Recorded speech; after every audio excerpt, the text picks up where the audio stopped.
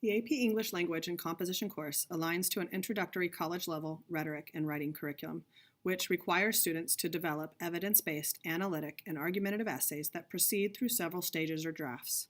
Students evaluate, synthesize, and cite research to support their arguments. Students read and analyze the rhetorical elements and their effects in nonfiction texts, including graphic images as forms of text, from many disciplines and historical periods.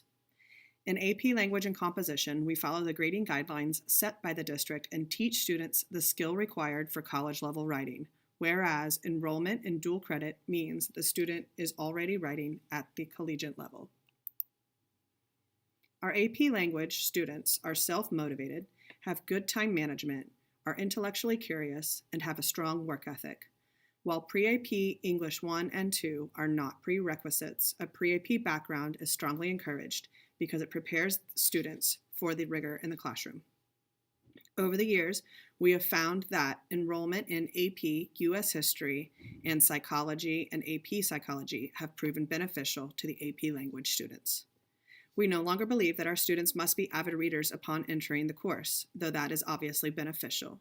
Because what we read is different than what students have read in the past, we have found that in AP Language, we tend to cultivate readers out of non-readers.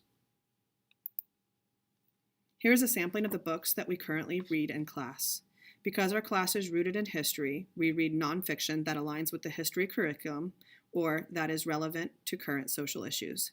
This list changes each year according to the needs of the class. Along with preparing students for college-level writing, one of the objectives of our class is to prepare students for our AP exam in May. Our test consists of 2 sections.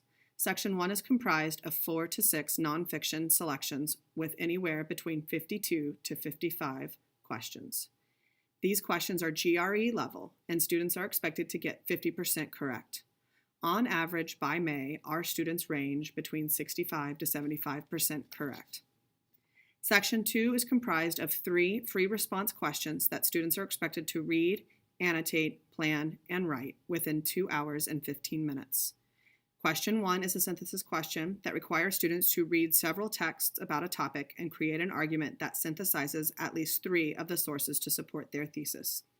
Question 2 is a rhetorical analysis question that requires students to read a nonfiction text and analyze how the writer's language choices contribute to his or her purpose and intended meaning for the text. Question 3 is an argument question that requires students to create an evidence-based argument that responds to a given topic.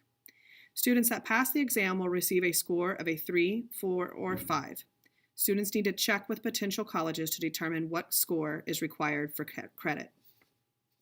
We do not believe that a score determines success in our class. We believe that by enrolling and actively participating in AP Language and Composition, students will be more prepared for college-level writing than their counterparts who do not take the course. This is our path to success. By the end of the course, we are calling ourselves wordleets because we are experts in studying the value of words.